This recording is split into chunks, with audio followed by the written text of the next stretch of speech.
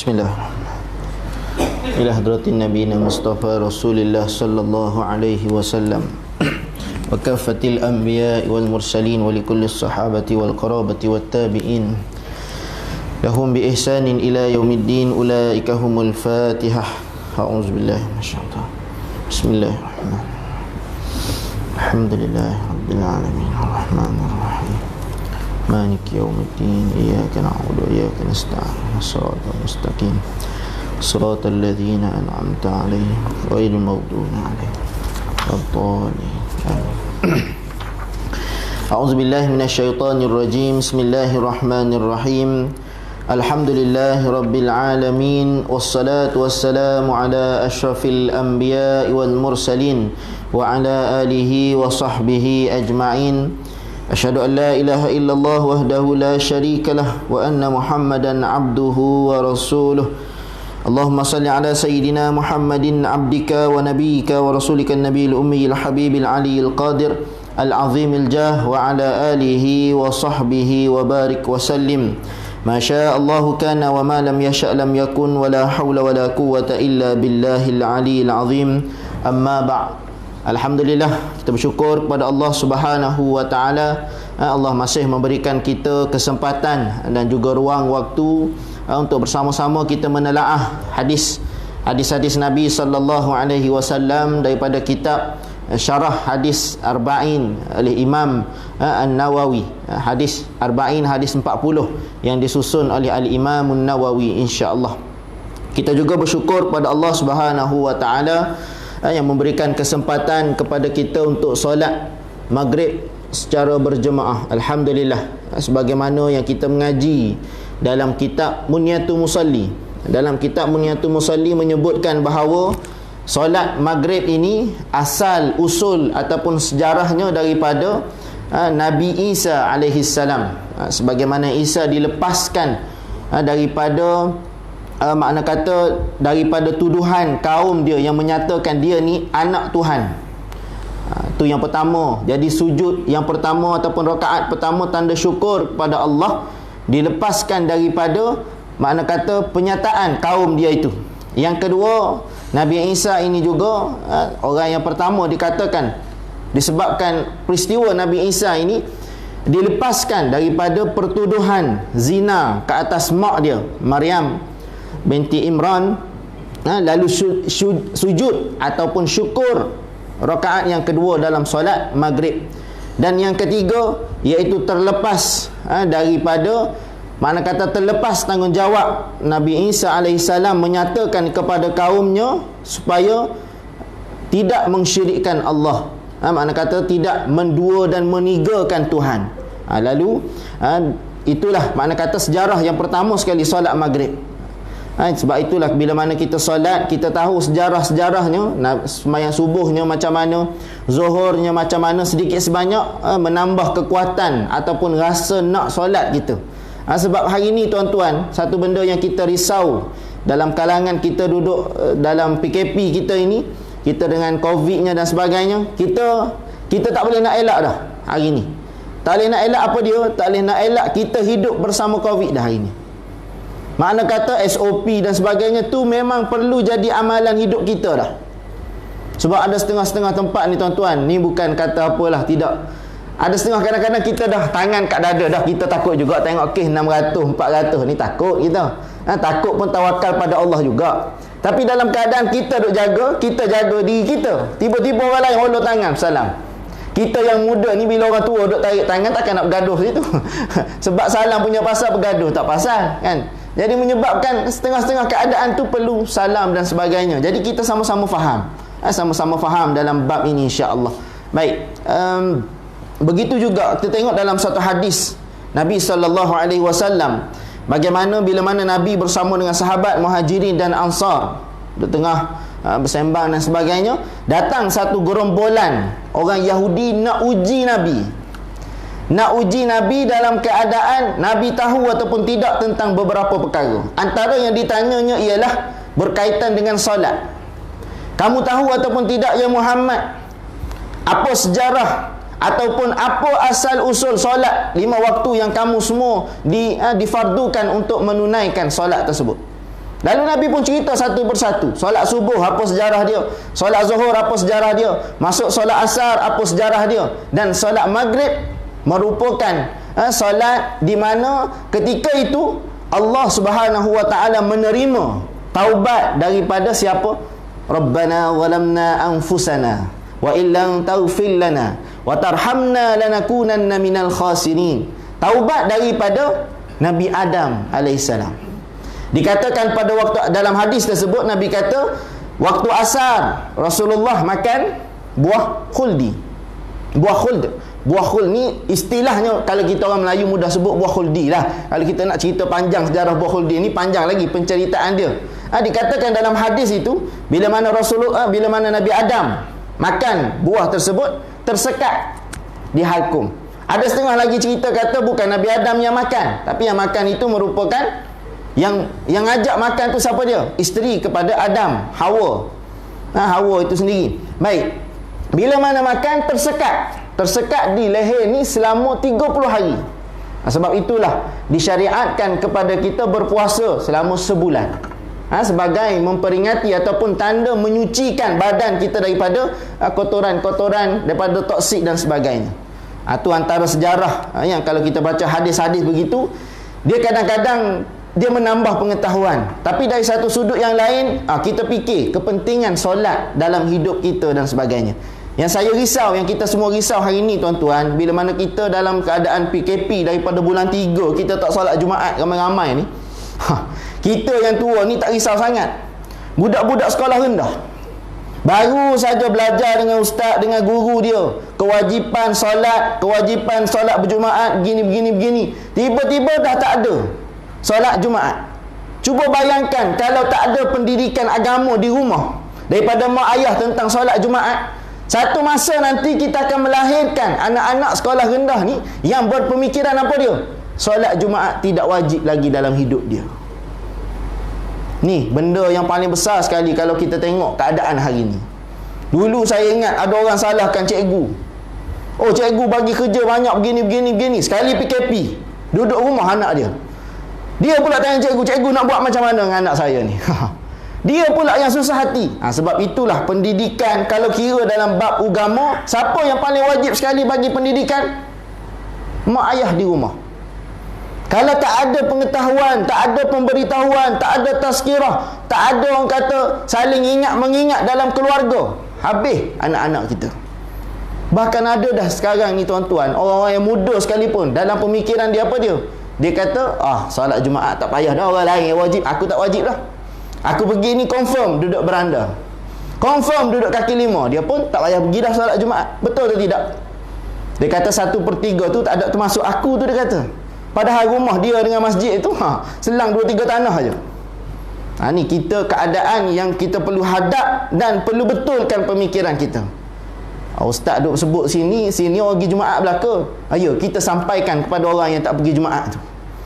Sebab kewajipan Jumaat dia tak tertanggal. Kecuali kita sendiri kena COVID, kita sendiri ada simptom batuk ke apa ke semua sekali, barulah tidak wajib kepada kita untuk pergi solat Jumaat. Adapun selain daripada itu, kalau berkemampuan, cukup syaratnya apa semua sekali, mesti pergi solat Jumaat. Itu sebagai peringatan lah kita bersama insya-Allah. Yang keduanya tuan-tuan, kita banyakkan salam serta selawat ke atas junjungan besar Nabi Muhammad sallallahu alaihi wasallam. Innallaha wa malaikatahu yusalluna 'alan nabi ya ayyuhalladzina amanu sallu alaihi wa sallimu taslima. Dua benda. Pertama selawat, Allahumma salli ala Muhammad. Yang kedua taslimu, sejahtera, mendoakan kesejahteraan Nabi sallallahu alaihi wasallam. Sebab itu dalam selawat kita kebanyakannya dua-dua ni sekali.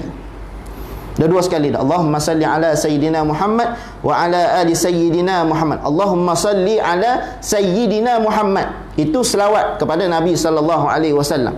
Dan dalam selawat itu juga kita perlu masukkan satu lagi. Apa dia dipanggil? Taslimah. Iaitu yang disebut sebagai salam serta selawat. Dalam selawat kita tu dah lengkap kedua-dua selawat dan juga salam tersebut. Kenapa kita perlu salam serta selawat dengan Nabi ni? Adakah darjat Nabi terkurang dengan sebab kita tidak selawat? Tidak. Sebab apa? Sebab sayangnya Allah kepada Rasulullah, sayangnya Allah kepada Nabi Muhammad menyebabkan kita, kalau kita sayang kepada Allah, Allah suruh kita selawat kepada Nabi. Situ tempat kita.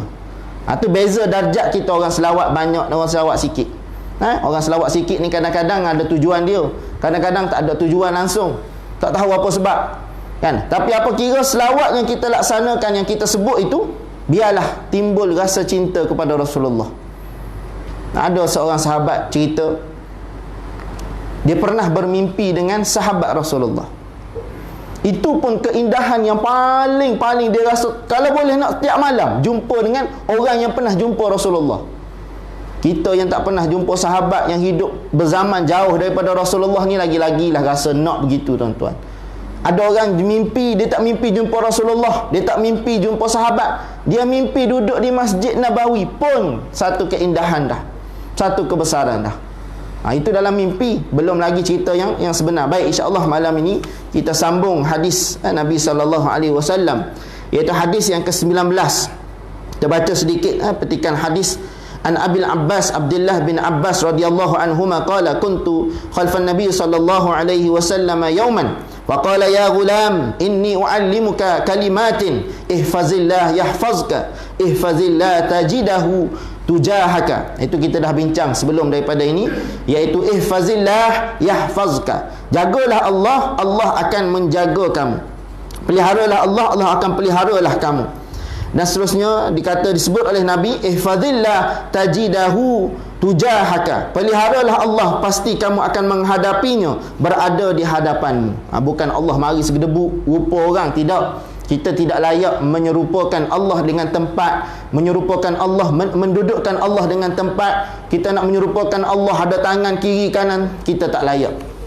Kita, makna kata benda itu tidak layak kepada Allah Subhanahu Wa Taala. Ada 4 kalimah ataupun 4 soalan yang tidak layak bagi Allah. Antaranya aina Allah, di mana Allah? Tak boleh tanya begitu. Bila kata tanya di mana Allah, makna kata kita letak dalam kepala kita Allah memerlukan tempat macam kita. Tu salah dari sudut akidah. Yang kedua, mata apa maksud? Bila ni makna kata Allah memerlukan satu ruang, satu masa macam kita. Saya duduk di sini dalam satu masa, apabila saya bergerak, makna kata masa yang lain saya berada di tempat yang berbeza. Orang kalau mengaji akidah pening. Dan ada lagi 2 persoalan yang tidak layak bagi Allah Subhanahu Wa Taala, itu dalam ilmu akidah. Dan seterusnya daripada hadis yang kita bacakan ini, iza sa'alta fas'alillah, apabila kamu meminta maka pintalah daripada Allah. Dan apabila kamu meminta pertolongan maka pintalah pertolongan daripada Allah. 2 kali Nabi SAW ulang kepada kita, idza sa'alta fas'alillah wa idza sta'anta fasta'in billah. Saya nak baca satu petikan daripada kitab berkaitan dengan hadis 40 ini, iaitu satu, iza sa'alta fas'alillah, iaitu dengan perkataan ini diterangkan bahawa tiadalah sepatutnya bagi seseorang hamba Allah itu hendak menggantungkan rahsianya sama lain daripada Allah Subhanahu Wa Taala. Makna kata tidak layak untuk kita meminta selain daripada minta kepada Allah. Bila kita mengaji surah Al-Fatihah, saya yakin dan percaya semua orang hafal surah Fatihah. Tak pernah hafal Ustaz, sebab ulang-ulang jadi ingat surah Fatihah.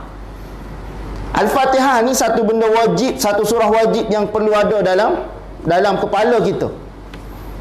Kalau orang tu tanya, ingat tak surah Fatihah? Dia kata tak ingat, nescaya orang tu tak semayang. Sebab apa? Al-Fatihah wajib dalam semayang. Saya tengok ada satu video orang sebar di Facebook. Bila Covid ni tuan-tuan, dia macam-macam. Dia menguji keimanan orang, semua orang.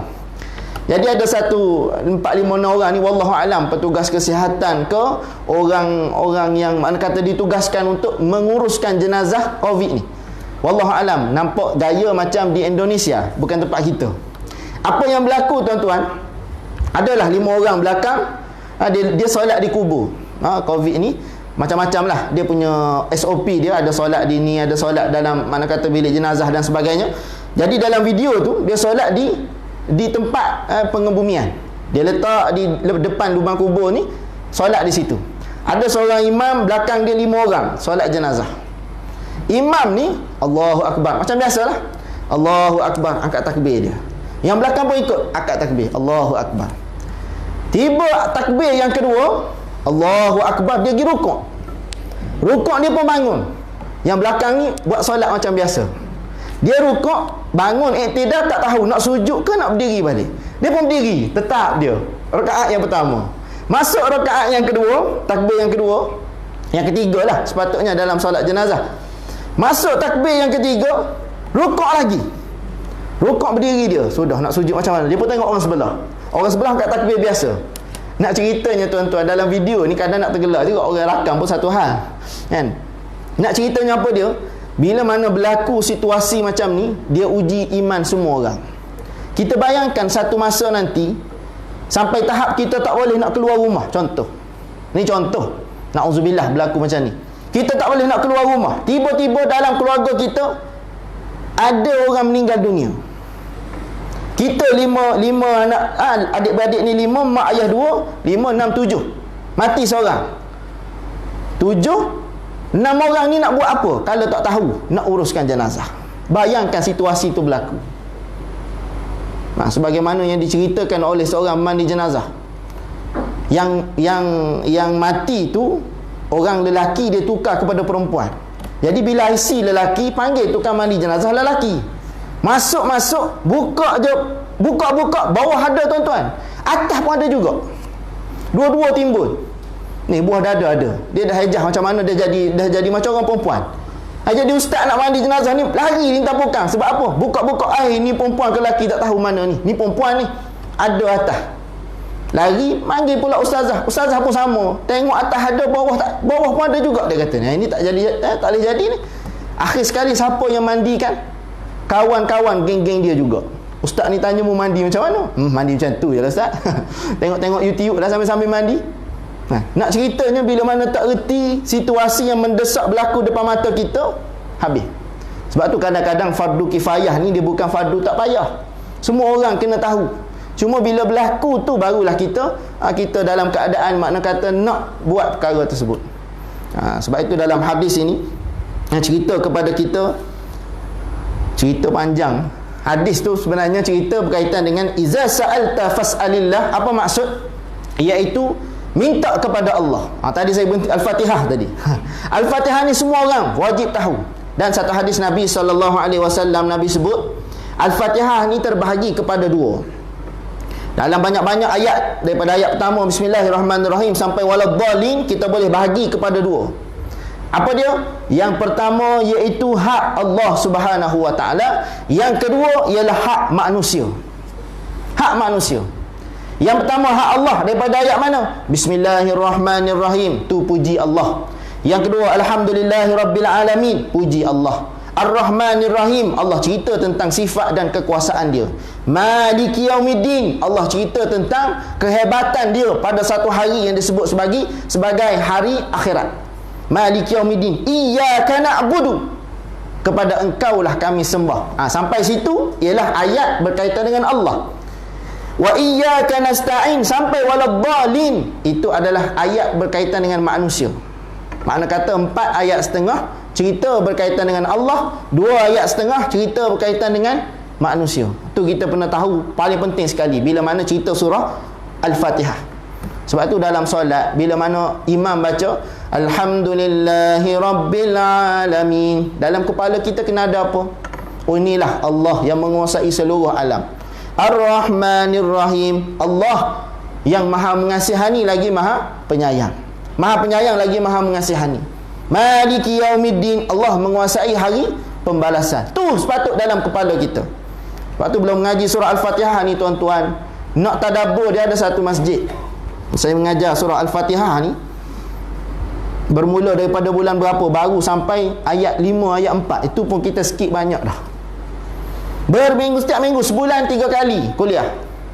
Cerita banyak perkara yang cerita dalam suratul Fatihah. Baru kita Allahu Akbar solat, kita baca Al-Fatihah, dalam keadaan kita minta dengan Allah pun kita faham apa yang ada dalam surah Al-Fatihah. Yang saya nak fokus ayat yang kelima, iyyaka na'budu wa iyyaka nasta'in. Kesimpulan daripada ayat ni, dua-dua ni duduk sini. Apa dia? Yang pertama, iyyaka na'budu. Kepada engkaulah kami sembah, wa iyyaka nasta'in, dan kepada engkaulah kami meminta pertolongan. Sebagaimana hadis Nabi sebut ni. Iza sa'alta fas'alillah. Bila kamu nak minta, minta kepada siapa? Minta kepada Allah. Sebab itu kalau kita banyak ataupun kita tingkatkan iyyaka na'budu, iaitu beribadah kepada Allah, Allah akan mudah untuk ditunaikan wa iyyaka nasta'in. Kalau kita banyak beribadah, Allah akan mudahkan dari sudut doa yang kita minta kepada Allah. Itu kesimpulan hidup kita. Kalau kita tak banyak minta yang ni, tak banyak ibadah kepada Allah, payah Allah nak tunaikan kepada kita. Sebab itu bila cerita bab doa ni, kita ambil satu kaedah doa Nabi Zakaria alaihissalam, bagaimana lahirnya daripada zuriat dia ialah Nabi Yahya. Nabi Yahya. Nabi Zakaria berdoa dalam surah Maryam. Allah cerita. Pertama sekali tips doa daripada Nabi Zakaria. Nabi Zakaria doa dalam keadaan macam mana? Iznada rabbahu nidaan khafiyya. Pertama sekali Nabi Zakaria doa kepada Allah dalam keadaan nidaan. Apa maksud nidaan? Dalam keadaan ayat menyeru ataupun meminta dalam keadaan lemah lembut. Ya Allah, lemah lembut. Dan yang kedua khafiyah, dalam keadaan sunyi ataupun dalam kegelapan malam, barulah Allah mudah nak dengar. Kita hari ni tuan-tuan, Allahu Akbar, kadang-kadang serabut tengok dalam Facebook. Dia punya doa dekat Facebook lebih banyak doa di atas jadah. Ya Allah, aku sekian. Ada seorang ni tuan-tuan, doa di Facebook dia ni 5 minggu pertama, bila mana tak datang haid lama, tak datang period lama, tahulah bahawa dia dalam keadaan baby, dapat baby lah, mengandung. Pergi check scan dapat baby. Kawan saya doktor di Kota Baru, dia sebut apa dia tuan-tuan? Dia kata orang yang posting di ONG bahagian ni lah, bersalin, dan untuk bulan 1, bulan 2 tahun depan ni letih. Sebab apa? Menyambut kedatangan baby PKP. Dia kata sekarang ni klinik atau duduk tengah 7 bulan, duduk tengah 6 bulan ni, tengah rancak. Dah start PKP bulan 3. Mak-mak yang mana kata free dengan mak ayah ni tak ada kerja lain dah. Tak ada kerja lain dah. Bulan 1, bulan 2 nanti tunggulah, dia kata. Doktor-doktor akan letih. Sebab apa? Menyambut baby PKP. Boleh jadi juga proses PKP, lahir pun PKP juga. Betul-betul baby PKP lah. Nak ceritanya dalam keadaan bila mana Allahu Akbar, bila mana nak berdoa, doa dia di Facebook. 5 minggu pertama dah cerita dah. Oh, tadi pergi scan begini. Tunjuk result daripada doktor bahawa dia mengandung. 5 minggu kedua, 10 minggu, 2 bulan lebih, 3 bulan, semua cerita dalam Facebook. Dah dapat tahu baby anak lelaki perempuan, cerita dalam Facebook. Sampai 7 bulan, 8 bulan, Allah uji dia. Kandungan dia songsang macam mana wallahu alam, akhir sekali keguguran. Bila mana gugur, dia punya kecewa anak pertama ni, Allahu Akbar, sampai nak berhenti hidup dah. Tu nak cerita bila mana kita serahkan urusan kita pada bukan sepatutnya, akhir sekali kita akan menghadapi apa dia? Kekecewaan. Ni ada orang nak bedah, nak operate itu, operate ini, ada cerita dalam Facebook, ada cerita tempat yang tidak sepatutnya, tak cerita kepada Allah. Salah ke cerita dalam Facebook? Tak salah. Cuma cerita ke tidak dengan Allah?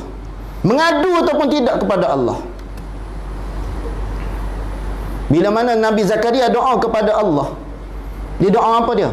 Qala rabbi inni wahanal azmu minni washta'ala ar-ra'su shayba. Dia cerita kepada Allah macam mengadu kepada mak.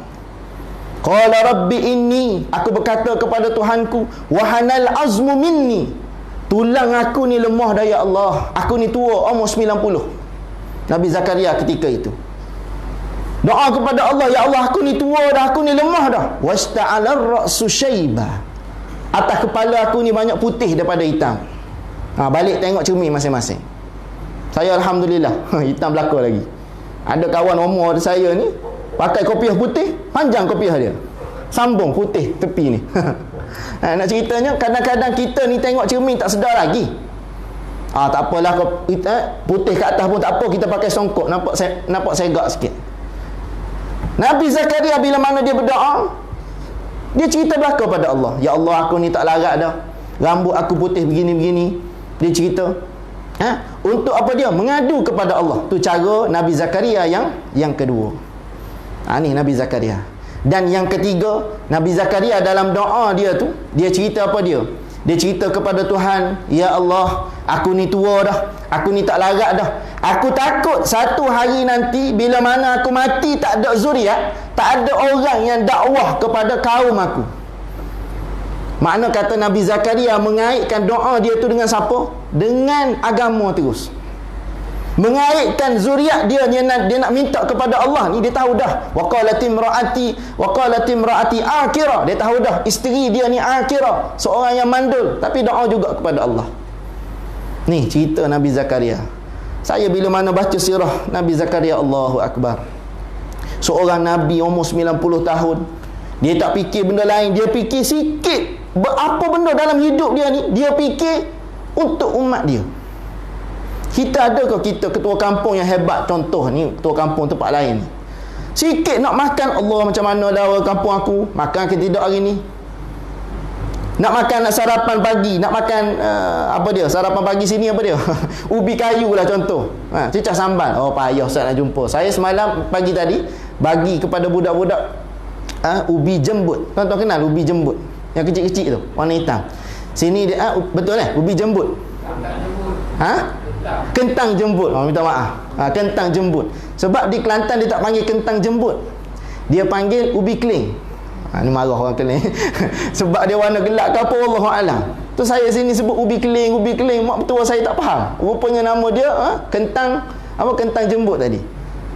Bila mana kita makan benda-benda yang payah nak jumpa, adakah hebatnya pemimpin ni fikir kepada rakyat? Oh payah nak jumpa gini tuan-tuan. Tu yang jadi kluster hebat sekarang ni, malah nak sebut. Kan? Sebab apa? Kadang setengah perangai pemimpin-pemimpin kita ni, dia tak fikir benda yang lebih besar. Dia fikir benda ini. Tapi Nabi Zakaria walaupun umur dah lanjut, dia fikir kepada, kalau aku mati dalam keadaan tak ada orang ganti aku untuk berdakwah, siapa nak dakwah kepada kaum aku? Lalu Allah Subhanahu wa taala terus makbulkan doanya, dapat anak yang saleh, nama dia Yahya. Ni hebat, seorang nabi doakan kepada Allah, dapat zuriat yang saleh. Tu antara doanya.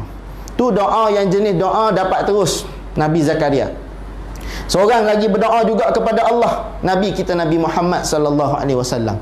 Antara doa baginda yang Allah Taala tangguh ialah doa berkaitan dengan kiblat.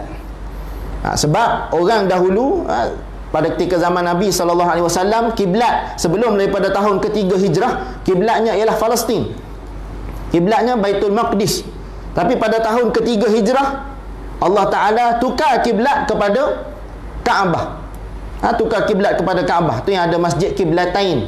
Kiblatain ni makna kata masjid dua kiblat, belakang dengan depan. Boleh tengok dalam jejak Rasul, masjid Kiblatain, masjid dua kiblat. Nak ceritanya, daripada permulaan hijrah Nabi ke Madinah, Nabi doa dah kepada Allah, ya Allah tukar kiblat, nak kiblat yang baru, minta kepada Allah. Adalah beberapa sebab supaya memudahkan orang Islam pada ketika itu.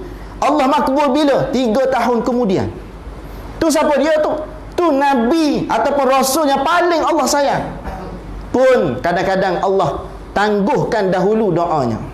Kita yang tidak Nabi, yang doa pun kadang-kadang, yang solat pun kadang-kadang cukup, kadang-kadang tak cukup. Doa sekali Allah tak makbul, kita marah dah kepada Allah. Aku doa letih-letih tak makbul pun. Doa ya Allah hari ni kemarau, nak turun kebun ni, lama tak turun kebun. Habis doa hujan. Marah dia kepada Tuhan. Apa ni turun hujan pula? Contoh, ada orang macam tu marah kepada Tuhan. Nabi pun kadang-kadang Allah Ta'ala tangguh. Dan ada satu lagi jenis doa, kadang-kadang kita minta A, tapi Allah bagi B, Allah bagi C, Allah bagi D. Ada orang minta kereta, tapi Allah bagi apa dia? Allah bagi lori terus. Alhamdulillah. Tapi Allah tak bagi benda yang kita nak. Kadang-kadang Allah bagi benda yang lebih baik ataupun keperluan kita.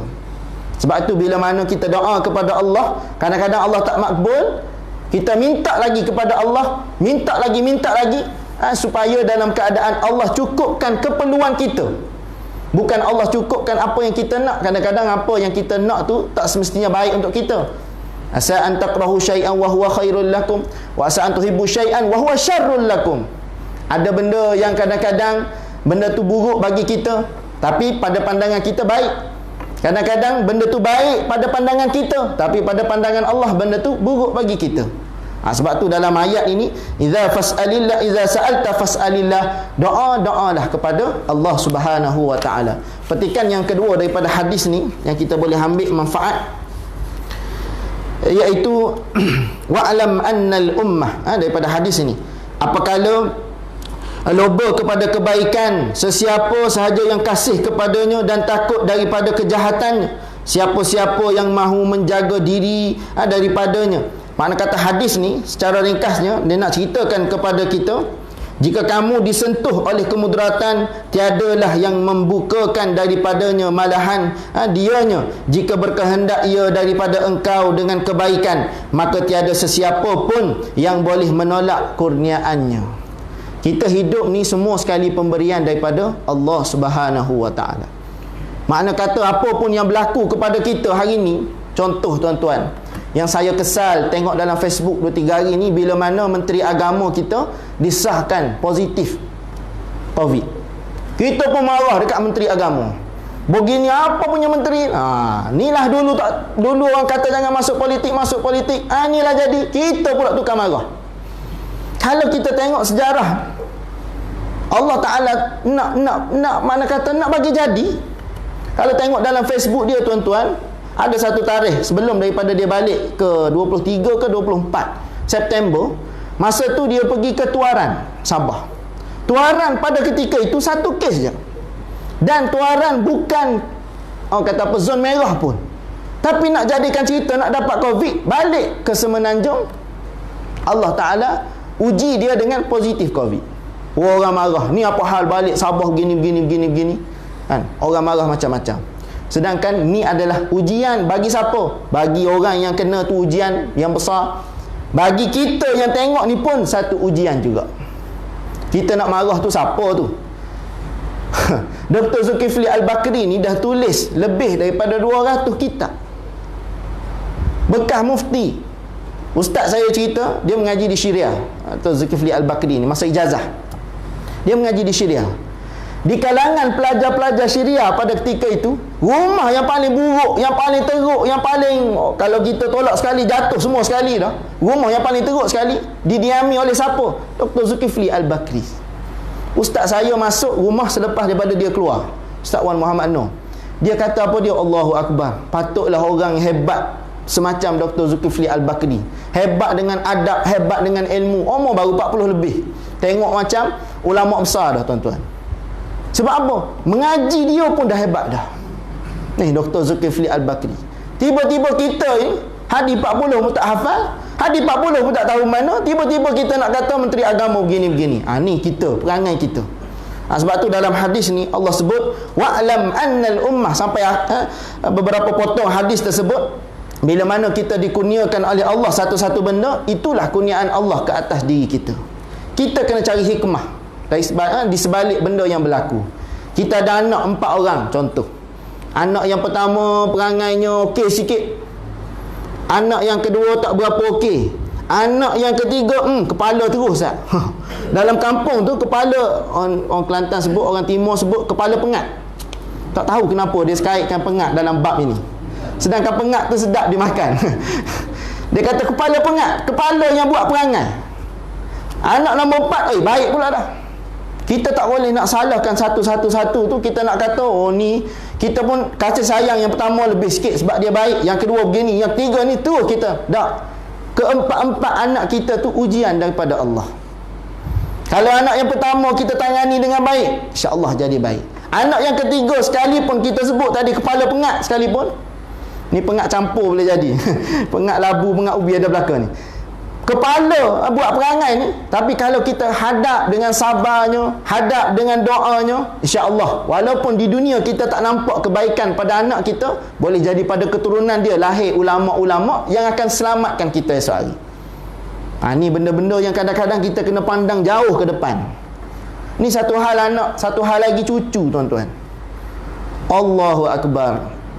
Saya pernah dapat mesej daripada seorang atuk. Dia sebut, dia kata apa dia? bukan saya dapat mesej. Mesej tu ditunjuk oleh kawan saya. Tu ingat. Dia tunjuk, dia kata ni mesej daripada seorang atuk, cucu dia aku mengajar, dia kata. Tengok mesej apa dia tuan-tuan? Dia kata, cucu saya tu tak jadi apa dah ustaz. Ngaji tak lagi dah. Nak banding dengan cucu-cucu yang lain. Allahu Akbar. Kadang-kadang pandangan kita terhadap satu perkara tu selapis je. Sedangkan lain daripada itu, Allah nak kurnia apa, kita pun tak tahu lagi. Dah, bila satu masa cucu kita berjaya, adakah kita nak mengaku terkedek-kedek baru nak, ni cucu aku lah ni, cucu sayang. Masa kecil dulu apa kita buat? Sebab tu hidup ni, apa pun yang ada di depan kita, pandanglah dengan pandangan yang baik, pandangan yang positif. Allahu Akbar. Ni cara-cara orang dulu mengajar. Sebab tu dia keluarkan istilah apa dia? Tunjuk ajar. Ni bukan mentor tunjuk ajar kusifu, tidak. Ni istilah orang dulu. Bagi tunjuk ajar sikit. Dua benda. Yang pertama tunjuk, yang kedua ajar. Tunjuk apa maksud? Kita sendiri yang buat. Kita dulu yang tunjuk, baca Quran, kita rajin pergi masjid, kita bercakapnya sopan. Barulah ajar. Ajar tu apa dia? Kita mengajar ataupun sebut kepada orang yang kedua daripada kita, anak ke cucu ke. Baru betul istilah tunjuk dengan ajar. Kita hari ni lebih kepada ajar, tak tunjuk. Baca Quran tu, kita duk baca WhatsApp. Pergi masjid, kita dengan azan duk tengok apa dia? Duk tengok pukul berapa tadi? Pukul 6 TV3. Plan cinta. Tak tahu, cerita baru kot. Kita duk mengadap tu dulu. Lepas tu anak nak ikut macam mana? Tu maksud tunjuk ajar. Sebab itu tuan-tuan, bila mana kita baca hadis Nabi SAW, dia panggil jawami'ul kalim. Hadis Nabi sebut begitu, tapi kefahaman daripada hadis yang kita boleh dapat mengenai segenap perkara. Nabi sebut, idza sa'alta, kalau kamu nak minta, fas'alillah, minta dengan Allah. Nabi sebut lagi, wa'lam annal ummah, ketahuilah ummahku, bahawa setiap perkara yang kita buat ni, Allah dah rencanakan belaka dah. Kita sakit, Allah dah ada dah sebab-sebab Allah Ta'ala bagi kepada kita. Anak kita mati dengan sebab kemalangan, ada sebab. Boleh jadi bila mana dia besar lagi, dia tak boleh nak ikut betul-betul apa yang Quran ajar, apa yang Islam ajar. Boleh jadi. Kawan saya di kampung tuan-tuan, umur sama dengan saya, dia meninggal ketika umur 22 tahun. Bawa lori, tercampak keluar. Sebelum itu, adik dia umur 17 tahun, mati dengan sebab kemalangan yang sama tadi, terbelah atas ni. Saya masa tu baru belajar pengurusan jenazah. Jadi join lah tim pengurusan jenazah ni. Jenazah yang pertama yang sepatutnya lah kita orang mandikan ialah satu jenazah muda, kepala dia ni terkeluar otak dia. Jadi sebelah ni ditutup dengan dengan kapas. Dia letak dalam kepala ni, ditutup. Kan bila tu, jadi nak mandi tu, bila dengar cerita tu, saya tu lari dah petang tu. Lari pergi mana, cakap nak pergi dengar kuliah apa semua sekali, pukul 12 baru balik rumah. Baru balik ke rumah. Lari punya pasal. Adik dia sebelum pada kemalangan yang sama juga, adik dia. 4 beradik, tinggal seorang je tuan-tuan. Saya tengok keluarga ni kalau dalam kampung tu, keluarga dia lah pencurinya, tukang ambil basikal orangnya, pancik basikal orang dekat sekolahnya. Tapi adik-beradik dia semua mati muda, umur 17, 20. Satu benda yang baik ialah Allah Ta'ala boleh jadi kebaikan dia dah cukup untuk kebaikan diri dia, Allah Ta'ala tarik nyawa dia. Itu benda yang kita perlu pandang ke depan. Jadi dah masuk waktu isyak. Saya kira sekadar ini saja, minta maaf tak boleh panjang lagi. Ada perkara sikit lepas, ada hal sikit selepas isyak ni. Mudah-mudahan kita mendapat manfaat daripada hadis yang kita bacakan pada malam ini. Segala yang baik dan yang buruk itu hakikat datang daripada Allah Subhanahu wa taala. Perkira kita mengambil istifadah ataupun manfaat daripada hadis yang kita bacakan pada malam ini, insya-Allah. Auzubillahi minasyaitonirrajim. Bismillahirrahmanirrahim. Alhamdulillahirabbil alamin, wassalatu wassalamu ala asyrafil anbiya'i wal mursalin wa ala alihi wa sahbihi ajma'in. Allahumma rzuqna al-fahman nabiyyin wa hifdzal mursalin wa ilhamal malaikatil muqarrabin bi rahmatika ya arhamar rahimin. Walhamdulillahirabbil alamin. Bismillah.